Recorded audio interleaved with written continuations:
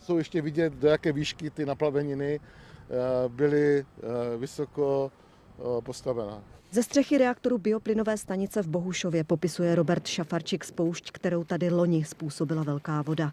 Nikdy dřív se až sem povodení nedostala. Tentokrát vystoupala do bezmála 2 metrů. Škody jsou 45 milionů korun.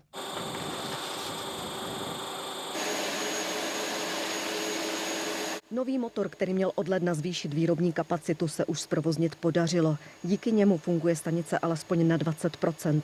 Hlavní motor byl na odpis. Na dodávku nového firma stále čeká, stejně jako na pomoc státu. Byla deklarováno, že stát přes Národní rozvojovou banku nám pomůže překlenout tady tuhle těžkou dobu. Nicméně podle regulí současných jsme vyňati z téhle podpory, protože spadáme do kategorie výrobců energie.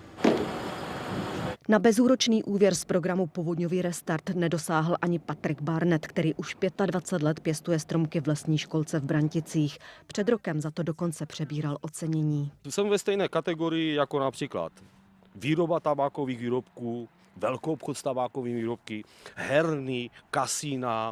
Firmu zastihla povodeň v nejméně vhodnou dobu. Na této ploše bylo předpovodní 3,5 milionu sazenic připravených k expedici.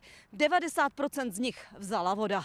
Odklízet spoušť pomohli další školkaři a dobrovolníci. Firma se teď snaží znovu postavit na nohy. Naplno chce provoz obnovit na jaře. Tak jsem očekával, že když jsem celou dobu státu odváděl nemalé peníze, že stát zase přijde pomoci mně. Skutečnost je taková, že nic, žádná pomoc neexistuje. Na pomalou pomoc státu dnes upozornili podnikatelé postižení povodněmi v otevřeném dopise vládě. Podpory se podle nich zatím nedočkaly ani velké podniky. Kdo je v kategorii velkých podniků, nemá aktuálně nic a stále čeká. A duben, který máme slíbený, je prostě v nedohlednu. Jsou to ještě další 3 měsíce a začíná to být opravdu ohrožující. Víc než 120 zástupců firem a samospráv vyzývá i k urychlení protipovodňových opatření, které stát slibuje už víc než čtvrtstoletí. Příští týden podepíšeme v Krnově memorandum o urychlení realizace ochrany Krnova. Na jaře začneme stavět v Zátoru. Na Nové Heřminově máme územní povolení, tak moc té kritice nerozumím. Zářijové povodně způsobily škody za víc než 70 miliard korun. Kromě Krnovska nebo Opavska také na Jesenicku. Petra Klimková, Česká televize.